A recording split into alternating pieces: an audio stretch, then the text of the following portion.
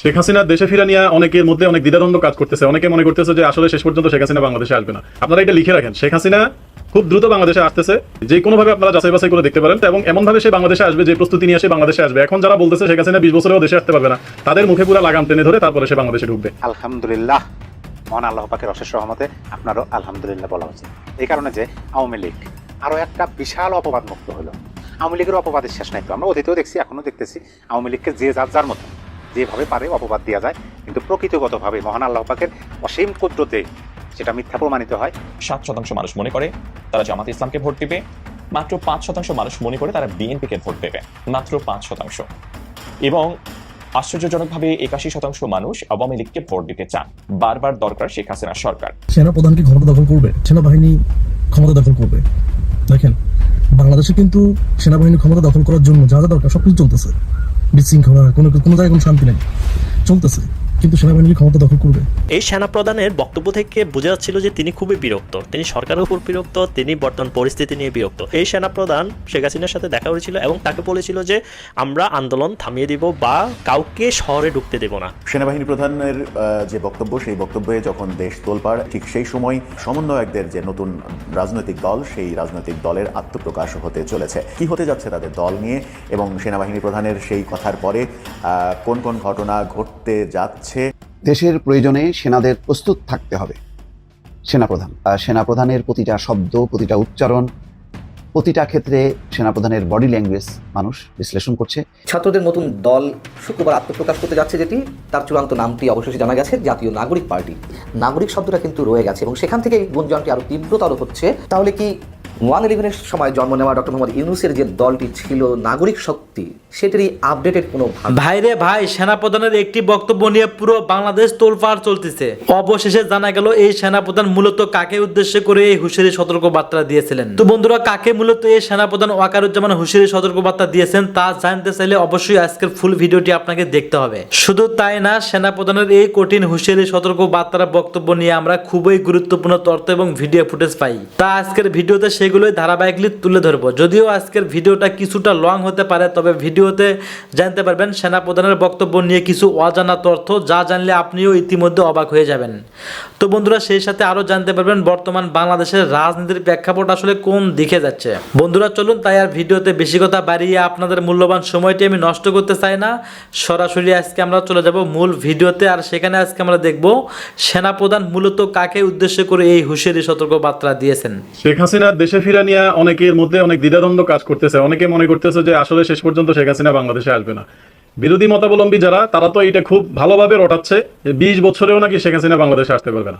আমি আপনাদেরকে একটা কথা বলি, আপনারা এটা লিখে রাখেন, শেখ হাসিনা খুব দ্রুত বাংলাদেশে আসতেছে। যে কোনোভাবে আপনারা যাচাই বাছাই করে দেখতে পারেন, শেখ হাসিনা খুব দ্রুত বাংলাদেশে আসতেছে এবং এমন ভাবে সে বাংলাদেশে আসবে যে প্রস্তুতি নিয়ে সে বাংলাদেশে আসবে। এখন যারা বলতেছে শেখ হাসিনা 20 বছরেও দেশে আসতে পারবে না, তাদের মুখে পুরো লাগাম টেনে ধরে তারপরে সে বাংলাদেশে ঢুকবে। সম্প্রতি আমেরিকার প্রেসিডেন্ট ডোনাল্ড ট্রাম্পের সাথে মোদির যে বৈঠক, ভারতের প্রধানমন্ত্রীর যে বৈঠক অনুষ্ঠিত হয়েছে, সেখানে ভারতীয় এক সাংবাদিক ডোনাল্ড ট্রাম্পকে প্রশ্ন করছিল বাংলাদেশ প্রসঙ্গে। ডোনাল্ড ট্রাম্প কিন্তু এটা মোদির উপরে ছেড়ে দিছে এবং মোদির উপরে ছেড়ে দিলাম এটা বলে কিন্তু মোদিকে এক ধরনের ক্ষমতা দিয়ে দিছে ট্রাম্প। শেখ হাসিনার বিষয়ে, বাংলাদেশের বিষয়ে মোদি যদি কোনো সিদ্ধান্ত নেয়, ভারত যদি কোনো সিদ্ধান্ত নেয়, সেটাতে আমেরিকার পূর্ণাঙ্গ সমর্থন থাকবে। এখন নানাভাবে এটাকে ব্যাখ্যা করা যাইতে পারে, নানাজন নানাভাবে এটা বলতে পারে, কিন্তু একটা জিনিস মনে রাখেন, পররাষ্ট্রনীতি যারা বুঝে, এরা কিন্তু আপনার সাথে ঝগড়া করবে না, এরা আপনাকে গালি দিবে না, বকা দিবে না, এদের ভাষাটা হবে ডিপ্লোম্যাটিক। অতএব ট্রাম্পের এই বক্তব্যটাকে ডিপ্লোম্যাটিক বক্তব্য হিসেবে ধরে নিয়ে এটা বলা যায় যে ট্রাম্প বরাবরই কিন্তু বাংলাদেশের ব্যাপারে ক্ষুব্ধ, কারণ বাংলাদেশের বর্তমান ইন্টারিম গভর্নমেন্টের প্রধান উপদেষ্টার বিষয়ে তার আগে থেকেই সে কনসার্ন এবং এই প্রধান উপদেষ্টার উপরে সে আগে থেকেই বিরক্ত। এটা খুবই সহজ বিষয়, শেখ হাসিনা বাংলাদেশে আসবে এবং শেখ হাসিনাকে বাংলাদেশে আসা থেকে কেউ ঠেকাইতে পারবে না। কিন্তু শেখ হাসিনা এখন একটা পলিসি অ্যাপ্লাই করতেছে। সে মূলত চাচ্ছে যে আগে তার যে দেশের নেতাকর্মীরা যেহেতু অনেক হামলা মামলা শিকার, বিভিন্নভাবে ক্ষতিগ্রস্ত, শেখ হাসিনা চাচ্ছে আগে নেতাকর্মীরা নিজেদের একটা অবস্থান তৈরি করে নেক। মোটামুটি তারা যখন বাসা বাড়িতে ফিরে শুরু করবে, মোটামুটি তারা যখন এক ধরনের মাঠ গোছানোর প্রস্তুতি নিবে, তখনই শেখ হাসিনা বাংলাদেশে ঢুকে পড়বে এবং সে বাংলাদেশে ঢুকার জন্য অধীর আগ্রহে বসে আছে। এটা আপনারা শিওর থাকেন, সে নিজেই বাংলাদেশে আসার জন্য পাগল হয়ে আছে। যে কোনো সময় সে বাংলাদেশে ঢুকবে এবং যেহেতু একটা টার্গেট দেওয়া হয়েছে, একটা টাইম ফ্রেমও দেওয়া হয়েছে, মোটামুটি আমরা এটা জানতে পারছি যে শেখ হাসিনা বাংলাদেশে আসার দিনক্ষণ চূড়ান্ত, কিন্তু সেটা কবে, কয় তারিখে, এইটা এই মুহূর্তে সিউরিটি দিয়ে বলা যাচ্ছে না। যারা এখন বলতেছেন যে শেখ হাসিনা আর কোনোদিন বাংলাদেশে আসতে পারবে না, তারা একটা আবার চিন্তা করেন শেখ হাসিনা যখন বাংলাদেশে আসবে তখন আপনাদের এই মুখটা আপনারা কিভাবে দেখাবেন? অন্যকে পচায়া নানান কিছু আপনি বলতে পারবেন, কিন্তু এটা তো বাস্তবায়িত হবে না। এখন যারা ক্ষমতায় আছে তারা শেখ হাসিনার মতোই নিজেদেরকে সর্বা মনে করতেছে, সর্বময় ক্ষমতার অধিকারী ভাবতেছে।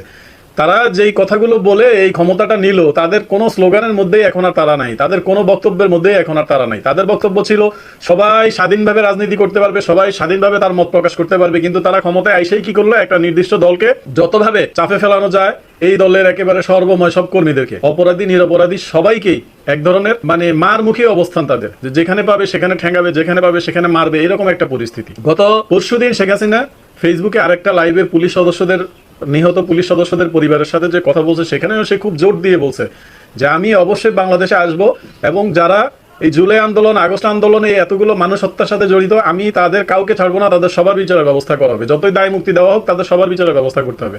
আর শেখ হাসিনা যে কতটা জেদি, শেখ হাসিনা যে যেটা বলে সেটা করেই ছাড়ে, কোনো বাধা যে সে মানে না, এটা যুদ্ধাপরাধের বিচার থেকে আপনারা দেখতে পাচ্ছেন। যুদ্ধাপরাধের বিচার যখন শেখ হাসিনা করতে গেছে তার উপর নানামুখী চাপ আসছে। কিন্তু এই যে আজকে যে শেখ হাসিনার পতন, শেখ হাসিনার যে আজকে দেশ থেকে তাড়ানো যত কিছু হয়েছে, এগুলোর মূল ভিত্তি কিন্তু ছিল এই যুদ্ধাপরাধের বিচার সহ নানা। কালকে সেনাপ্রধান যে বোমাটি বিস্ফোরণ করেছেন, বোমাটি বিস্ফোরণ করার পর তারপর পুরো বাংলাদেশ জুড়ে নানান কথাবার্তা হচ্ছে যে হঠাৎ তিনি এই কথাটা বললেন কেন? তিনি কি কোনো বার্তা দিতে চাইলেন? তিনি কাকে বার্তা দিতে চাইলেন? আগে এই প্রসঙ্গটা সেরে নিই। তিনি বার্তা দিতে চেয়েছেন তিনজনকে, তিনটে সেক্টরকে। এক হচ্ছে উপদেষ্টা যারা রয়েছেন, সমন্বয়ক যারা রয়েছেন। দুই হচ্ছে যারা দুর্বৃত্তগিরি করছে, রাস্তায় নেবে, যারা সমস্ত লোককে ত্রাসের মধ্যে ফেলে দিয়েছে সারা বাংলাদেশটাকে, তাদের প্রতি একটা বার্তা।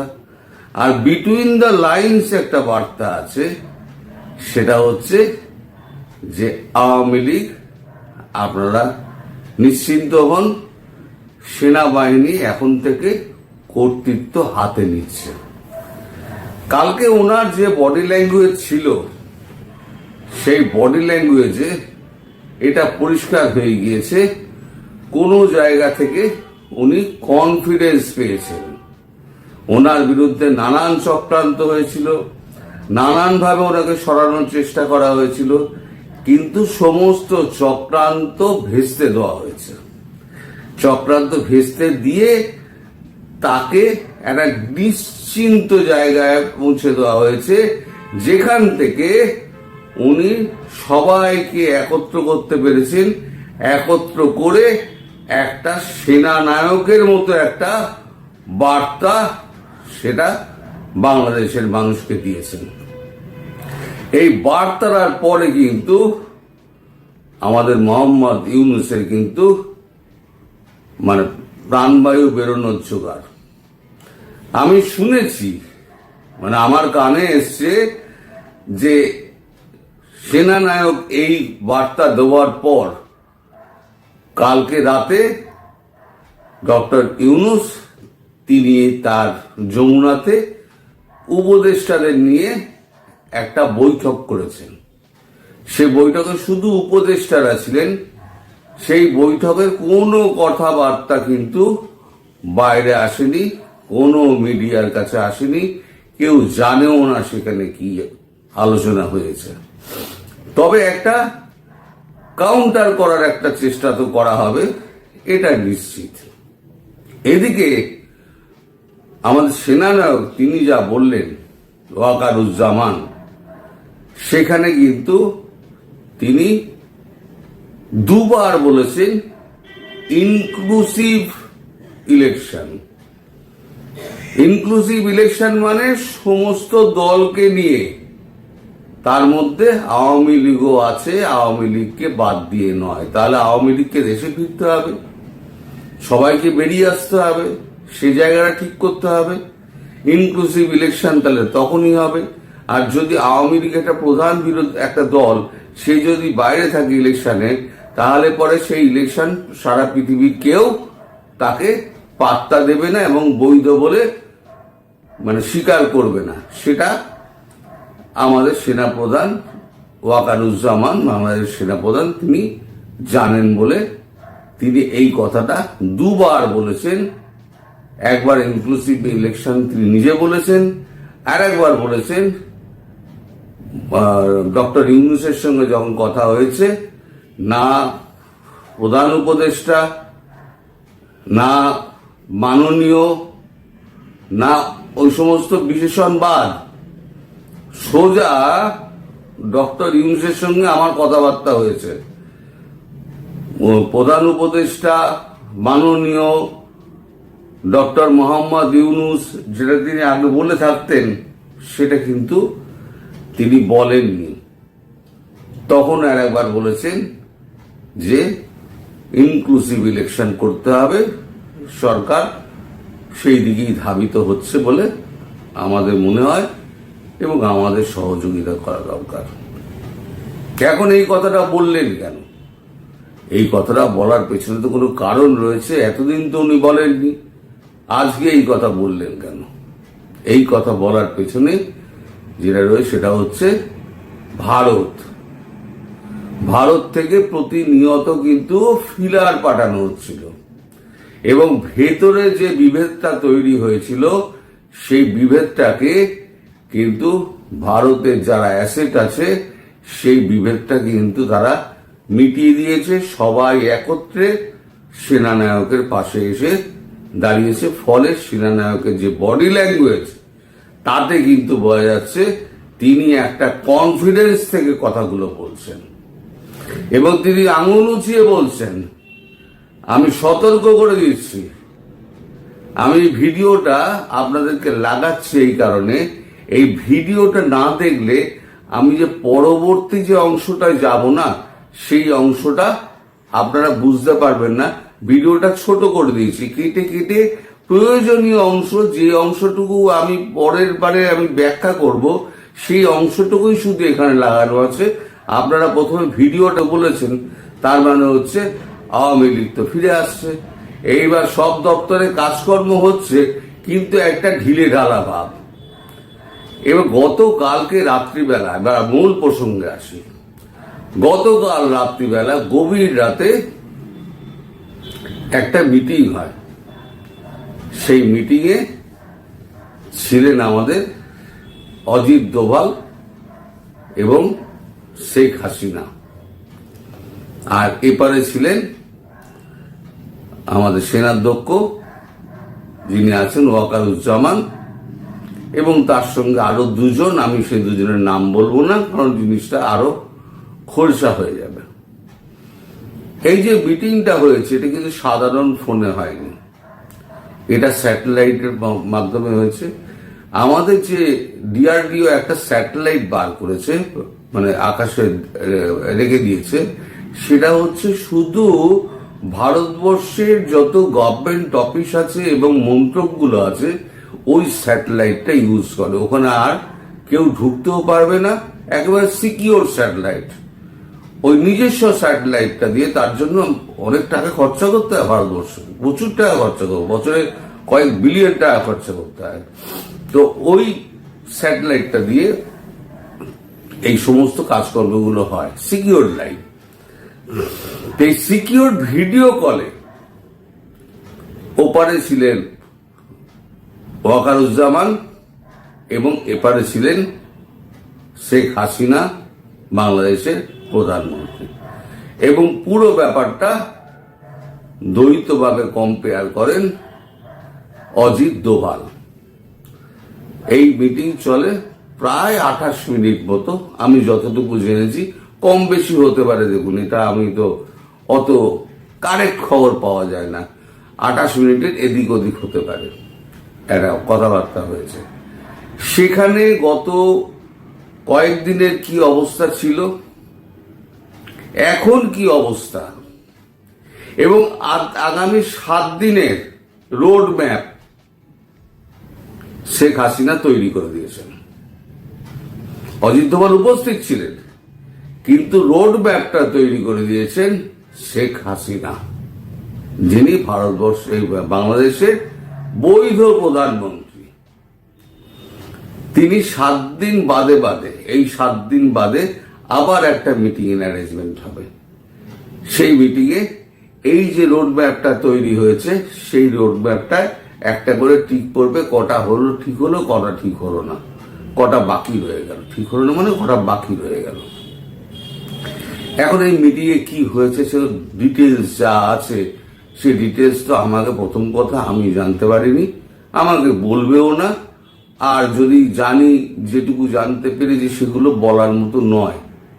তবে এটুকু আমি বলতে পারি যে সেনাবাহিনী এবার কড়া হাতে কিন্তু মোকাবিলা করবে, এবং সেটা বোঝানোর জন্য, সেনাবাহিনী নিজের ক্ষমতা বোঝানোর জন্য আগামী 7 দিনের মধ্যে দেখবেন সারা বাংলাদেশ জুড়ে কিন্তু ব্যাপক ধরপাকড় শুরু হয়েছে। এখনো যারা এই বদমাইশিগুলো করে যাচ্ছে, এই চুরি, ছিনতাই, ডাকাতি, রাহাজানি, ধর্ষণ, রক কাটা, এই যত করে যাচ্ছে না, তারা কিন্তু সাবধান হয়ে যান। যাদের যাদের বাড়ি পুড়িয়েছেন, যাদের বাড়ি লুট করেছেন, তাদের কাছে গিয়ে ক্ষমা চেয়ে আসুন। কারণ পুলিশ হয়তো, সেনাবাহিনী হয়তো সবাইকে চেনে না, আপনাদের পাড়ার, আপনাদের এলাকার লোক কিন্তু আপনাদের সবাইকে সব চেনে। এই যখন পরিস্থিতি পাল্টাবে, তখন এই পাল্টা রক কাটাকাটি কিন্তু শুরু হবে, একটা রক্তক্ষয়ী সংঘর্ষ শুরু হবে। সেটা কিন্তু এড়ানোর জন্য একটাই পথ, যারা যা পাপ করেছেন গিয়ে স্বীকার করে আসুন যে আমরা ভুল করেছি, আমাদেরকে ক্ষমা করে দিন। মানুষ কিন্তু ক্ষমাশীল হয়। তো যাই হোক, এই সমস্ত ভালো কথা আপনারা শুনবেন কি শুনবেন না, এটা আপনাদের ব্যাপার, আপনারা যা ভালো বোঝেন আপনারা করবেন।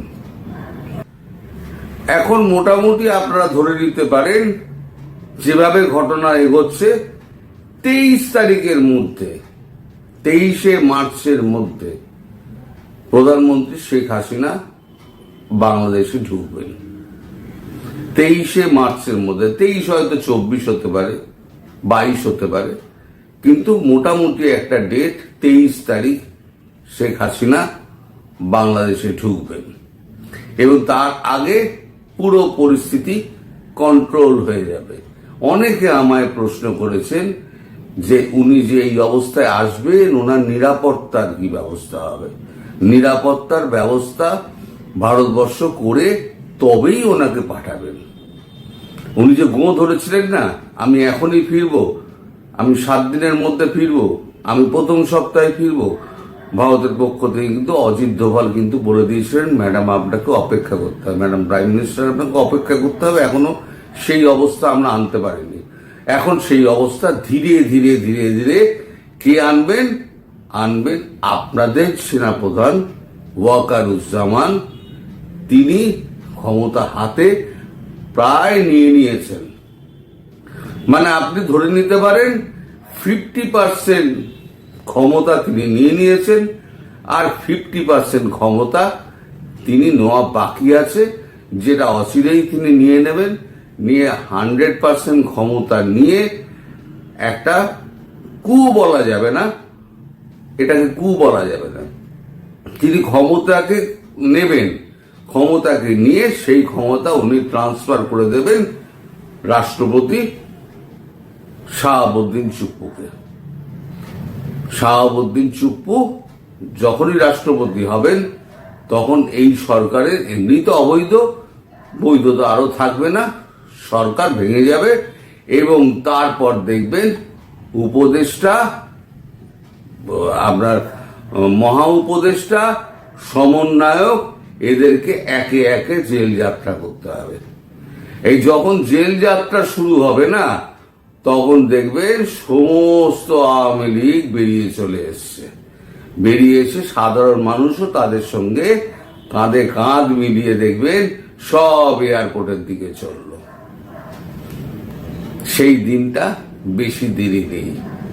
আমি গত 7-8 মাস ধরে বলে আসছি, তখন আমার কথা কেউ বিশ্বাস করতেন না, যে মার্চ মাসে 2025-এর মার্চে 26শে মার্চের আগে এই অবস্থার মধ্যে প্রধানমন্ত্রী শেখ হাসিনা দেশে ফিরবেন, আপনি কি মেয়াদ উত্তীর্ণ গাঁজা খেয়ে বলছেন? না, মেয়াদ উত্তীর্ণ গাঁজা খেয়ে আমি বলিনি ভাই, আমি নির্দিষ্ট খবরের পরিপ্রেক্ষিতে আমি বলতাম, নইলে এতগুলো দিন আমি এক কথা বলে যেতে পারতাম না।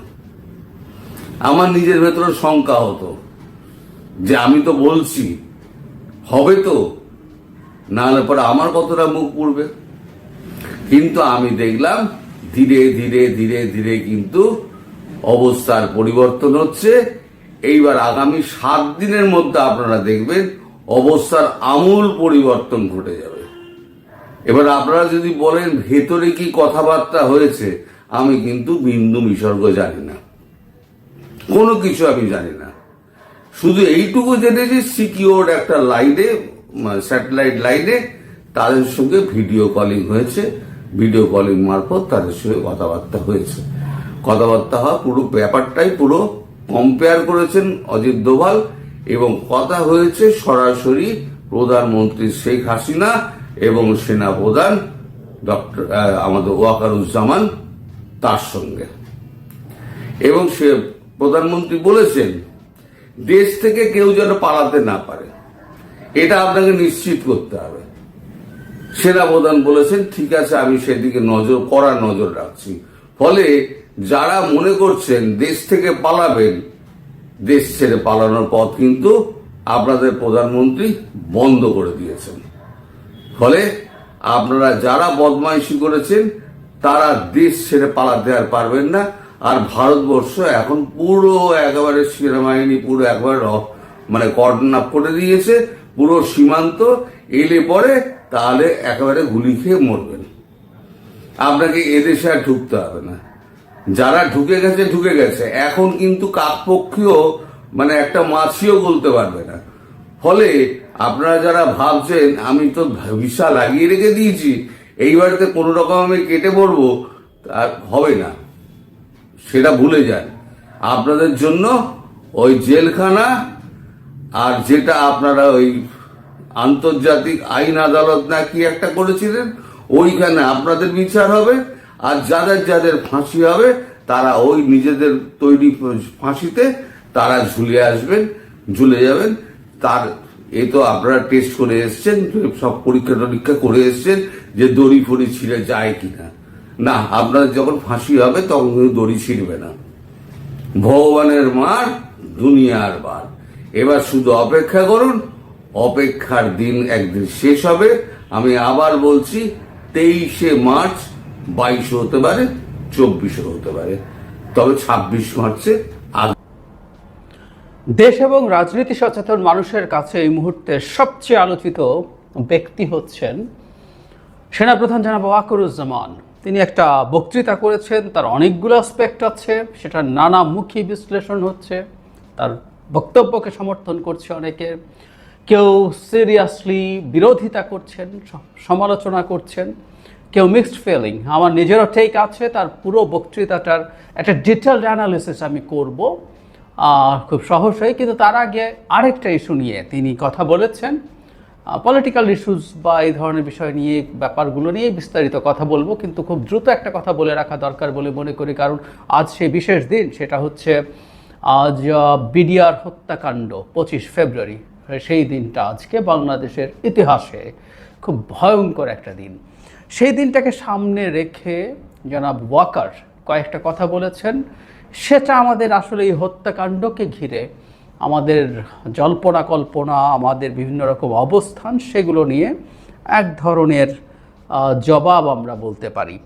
তিনি যা যা বলেছেন আমি একটু পড়ি।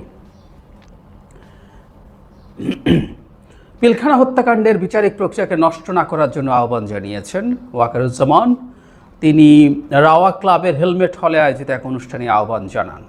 তিনি এভাবে বলেন যে আজকে একটা বেদনা বিধুর দিবস। 2009 সালের 25 ফেব্রুয়ারি আমরা এই 27 জন চৌকস সেনা অফিসার এবং শুধু তাই নয়, তাদের কিছু পরিবারবর্গের সদস্যদের আমরা হারিয়েছি। এখানে আমার আসার সময় ছবিগুলো আমি দেখছিলাম। এই ছবিগুলো আপনারা অনেক ছবিতে দেখেছেন, কিন্তু এগুলো আমার চাক্ষুষ দেখা। আমি একটা চাক্ষুষ সাক্ষী এই সমস্ত বর্বরতার। সেনাপ্রধান বলেন, একটা জিনিস আমরা সবসময় মনে রাখতে হবে, এই বর্বরতা কোনো সেনা সদস্য করেনি, সম্পূর্ণটাই তদানীন্তন বিডিআর সদস্য দ্বারা সংঘটিত, ফুল স্টপ। এটাই খুব আলোচিত হয়েছে। তিনি আবারও, আমি এই জায়গাটা আবার পড়ি, এই বর্বরতা কোনো সেনা সদস্য করেননি, সম্পূর্ণটাই তদানীন্তন বিডিআর সদস্য দ্বারা সংঘটিত, ফুল স্টপ। এখানে কোনো ইফ এবং বাট নেই। এখানে যদি ইফ অ্যান্ড বাট আনেন, এই যে বিচারিক কার্যক্রম এতদিন ধরে হয়েছে, 16 বছর ধরে, 17 বছর ধরে জেলে আছে যারা কনভিক্টেড, সেই বিচারিক প্রক্রিয়া ব্যাহত হবে। এই জিনিসটা আমাদের খুব পরিষ্কার করে মনে রাখা দরকার। এই বিচারিক প্রক্রিয়াকে নষ্ট করবেন না। যে সমস্ত সদস্য শাস্তি পেয়েছে তারা শাস্তি পাওয়ার যোগ্য। মানে ফলে ব্যাপারটা এইরকম দাঁড়ালো। কেউ কেউ এটুকু শুনে, উনি এরপর আরেকটা ক্ল্যারিফিকেশন দিয়েছেন, আমি সেই জায়গায় যাব। এটুকু শুনে মনে হচ্ছে যে এতদিন পর্যন্ত যেভাবে এই বিচারিক প্রক্রিয়াকে দেখা হয়েছে, যেভাবে হত্যাকাণ্ডটাকে দেখা হয়েছে, সেটাকে তিনি পুরোপুরি এন্ডোর্স করছেন। একটা আলাপ সম্ভবত আমাদের জনপরিসরে ছিল যে সেনা অফিসারদের হত্যাকাণ্ড অন্য কেউ ঘটিয়েছে, বিডিআর সদস্যরা না। বিডিআর সদস্যরা যে গুলি করে হত্যা করেছে সেটা আমাদের বিডিআর সদস্যরা জড়িত ছিল, এটা আমাদের মনে করা যথেষ্টের বেশি কারণ আছে। কারণ ওই সময় যে সোকল্ড বিদ্রোহ হয়েছিল তাতে সাধারণ জওয়ানরাও যে মাঠে নেমেছিল সেটা আমরা খুব ক্লিয়ারলি দেখেছি। আর 57 জন মিলিটারি অফিসারকে হত্যা করার জন্য বাইরের কিছু এজেন্ট, আমাদের বিডিআর সদস্যরা এর মধ্যে ইনভলভ না থাকলে আসলে হতে পারতো না। তাহলে তিনি এই জায়গাটা বলার চেষ্টা করছেন যে হত্যাকাণ্ড যারা ঘটিয়েছে তাদের বিচারিক যে প্রক্রিয়া আছে এটাকে হ্যাম্পার করা যাবে না। কারণ সাম্প্রতিক সময় আমরা দেখছিলাম যারা কারাগারে অন্তরীণ আছেন এই বিচারিক প্রক্রিয়ায়, তাদের মুক্তি চাইছেন অনেকে। এরপর তিনি যে জায়গাটা বলছেন খুবই জরুরি। সুতরাং আমাদের অন্য যে আর্গুমেন্ট আছে সেটাকে উনি আসলে অ্যাড্রেস করছেন। তিনি বলছেন এখানে কোনো রাজনৈতিক নেতৃবৃন্দের মধ্যে উপস্থিত ছিল কিনা, ইনভলভ ছিল কিনা, বাইরের কোনো শক্তির মধ্যে ইনভলভ ছিল কিনা, সেটার জন্য কমিশন করা হয়েছে। কমিশনের চেয়ারম্যান এখানে আছে, উনি এটা বের করবেন এবং আপনাদের জানাবেন। সেনাপ্রধান বলেন, বটম লাইন হচ্ছে যে এই সমস্ত আমাদের এই চৌকস সেনা সদস্য যারা প্রাণ হারিয়েছেন, তারা প্রাণ হারিয়েছেন তদানীন্তন বিডিআর সদস্যদের গুলিতে। আমরা নিজেরা এই সমস্ত জিনিস নিয়ে অনেকে ভিন্ন মত পোষণ করছি, কেউ কেউ এই জিনিসটাকে ভিন্ন খাতে প্রবাহিত করার চেষ্টা করছি, সেটা আমাদের জন্য মঙ্গলজনক হবে না। তার মানে রাজনৈতিক নেতৃত্বের মধ্যে থাকা, বিদেশি কোনো ইনভলভমেন্ট থাকা, উনি এটাকে কিন্তু ডিনাউন্স করছেন না, এটাকে নাকচ করছেন না। এটা আছে এবং এটার জন্য উনি কমিশন প্রধানের উপস্থিতিতেই বলছেন যে কমিশন প্রধান আমরা জানি সাবেক বিডিআরের একজন মহাপরিচালকের নেতৃত্বে, জেনারেল ফজলুর রহমান, তার নেতৃত্বে একটা কমিটি তৈরি করা হয়েছে, কমিশন তৈরি করা হয়েছে, যারা এই হত্যাকাণ্ডের ওই জায়গাগুলো দেখবেন। এবং আমাদের সেনাপ্রধান সেটা কেউ ডিনাউন্স করছেন না। এবং আমরা এটাও মনে করি যে এই জিনিসটা আসলে খুঁজে বের করা দরকার, কারণ আমাদের জাতীয় নিরাপত্তার সাথে এটা খুব বড়ভাবে সম্পৃক্ত। সুতরাং অ্যাপারেন্টলি মনে হবে যে এই কমিশন বা এই মানে অনেক জায়গায় হেডলাইন যেভাবে এসছে তাতে মনে হয় যে এর সাথে কোনো রকম কোনো অন্য ইনভলভমেন্টকে তিনি নাকচ করছেন না। তিনি আসলে নাকচ করছেন না, কিন্তু হত্যাকাণ্ডগুলো যে বিডিআর সদস্যরা ঘটিয়েছে তৎকালীন সেটাকেই তিনি জোর দিয়েছেন এবং সেই বিচারিক প্রক্রিয়া যেভাবে চলছে সেটাকে চলতে দিতে হবে, এই ধরনের আর্গুমেন্ট তিনি করছেন এবং এটা আমার কাছে সঠিক বলেই মনে হয়। তবে এইটুকু সত্য, যেসব বিডিআর জওয়ান সে সময় এসব ক্ষেত্রে অ্যাকিউজড হয়েছেন তাদের মামলাগুলি একটু রিভিজিট করা দরকার বলে আমি মনে করি। শেখ হাসিনার সময় আদালত যেভাবে চলেছে, যা চলেছে, তাতে সত্যিকার অর্থে কোনো নিরপরাধ মানুষ ওখানে আটকা পড়ে গেছেন কিনা, তাকে অ্যাকিউজ করা হয়েছে কিনা, সেই ব্যাপারগুলো আসলে একটু দেখা দরকার আছে। আর শুধুমাত্র গুলি করাও না, আসলে বিদ্রোহ ইটসেলফ একটা ভয়ঙ্কর অপরাধ, সেই অপরাধগুলোও তলিয়ে দেখা দরকার। কারণ আমাদের ভবিষ্যতে আমাদের এই ধরনের বাহিনীগুলো শৃঙ্খলা রক্ষা করার জন্য বিচার ঠিকঠাক মতো হতে হবে। তাদের জীবনে অনেক ডিজাস্টার ঘটেছে, অনেকের জীবন খুব খারাপ পরিস্থিতির মধ্যে দিয়ে যাচ্ছে, কিন্তু সেটা যাতে বিচারিক প্রক্রিয়াটার ঠিকঠাক মতো চলে, সুতরাং একটু রিভিজিট করা দরকার আছে। কিন্তু এটা বলার সম্ভবত কোনো সুযোগ নেই যে বিডিআর জওয়ানরা কোনো হত্যাকাণ্ড ঘটায়নি ওই সময়। ওটা ঘটিয়েছে এবং তাদেরকে এর মধ্যে প্রভোক করা হয়েছে এবং সামহাও তারা এই প্রভোকেশনে ইনফ্লুয়েসড হয়েছেন, পাতা ফাঁদে পা দিয়েছেন, সেই পা দিয়ে এই ডিজাস্টার ঘটেছে। সো বিচারের জায়গাটা বিচারের মতো করে চলবে, একই সাথে কমিশন আরও কিছু ফাইন্ডিং খুঁজে আনবেন, তাতে রাজনৈতিক নেতৃবৃন্দ যাকে যাকে অ্যাকিউজ করা যায় তাদেরকেও আমরা বিচারের আওতায় আনবো, এবং বিদেশি কোনো শক্তি কিভাবে ইনভলভড হয়েছে, কিভাবে কাজটা করেছে, এই জিনিসটা আমাদের করা জরুরি ভবিষ্যতে, যাতে আমরা আমাদের এই রাষ্ট্রটাকে নিরাপদ রাখতে পারি। আমরা খেয়াল করব যখন একটা প্লেন ক্র্যাশ করে প্রায় সব ক্ষেত্রে সব মানুষই মারা যায়, কিন্তু প্লেন ক্র্যাশটার ইনভেস্টিগেশন খুব সিরিয়াসলি করা হয়।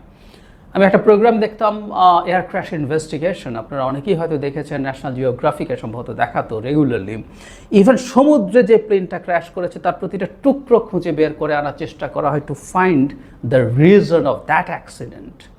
কারণ হচ্ছে একটা অ্যাক্সিডেন্ট যদি আমরা বুঝতে পারি, তাহলে পরবর্তী ফ্লাইটগুলো, পরবর্তী প্লেনের ডিজাইনগুলো বা অন্যান্য ম্যানেজমেন্টগুলো আমরা ঠিক মতো করতে পারবো, যাতে এই ধরনের দুর্ঘটনা অ্যাভয়েড করা যায়। সুতরাং এই কমিশন এবং এর মধ্যে বিদেশি ইনভলভমেন্ট আছে কিনা, যারা বাংলাদেশের এই রকম ভেতরে ঢুকে এভাবে আমাদের এতজন সেনা অফিসারকে হত্যা। ধন্যবাদ প্রিয় দর্শকবৃন্দ, আমাদের ফুল ভিডিওটি দেখার জন্য আপনাকে জানাই অসংখ্য ধন্যবাদ। তো বন্ধুরা, ইতিমধ্যে কিন্তু আপনারা সোশ্যাল মিডিয়াতে দেখতেই পেয়েছেন যে সেনাপ্রধানের একটি বক্তব্য নিয়ে পুরো বাংলাদেশ তোলপাড় চলতেছে। কেন এই পুরো বাংলাদেশে এত আলোচনা সমালোচনা তা কিন্তু ইতিমধ্যে বুঝতেই পারছেন, কারণ বাংলাদেশে ইদানিং কিন্তু বিশৃঙ্খলা বেড়ে গেছে, যার জন্য কিন্তু সেনাপ্রধান কিন্তু কঠিন হুঁশিয়ারি সতর্কবার্তা দিয়েছেন। আর সেনাবাহিনীর হাতে যদি কেউ পড়ে ভাই, সেটা তো আপনারা বুঝতেই পারছেন, আমি নিজের মুখে কিছু বলবো না। যদি সেনাবাহিনীর হাতে কেউ পড়ে তাহলে কিন্তু তার অবস্থা একদম শেষ, বিশেষ করে পাছা একদম লাল করে দেয় সেনাবাহিনী, এটা আপনারা সবাই জানেন। কারণ বাংলাদেশ সেনাবাহিনী একবার খেপলে পুরো বাংলাদেশ ঠান্ডা হতে বাধ্য, এটা সেনাবাহিনীরা ভালোভাবেই জানে, ওনারা ভালো করেই জানে। যাই হোক বন্ধুরা, এই বিষয়ে আমি কথা বলে বিস্তারিত বাড়াতে চাই না। এমন নিত্য নতুন আপডেট খবর সবার আগে পেতে চাইলে এখনই আমাদের এই পিচ্চি সাকিব ইউটিউব চ্যানেলটি সাবস্ক্রাইব করুন। ধন্যবাদ।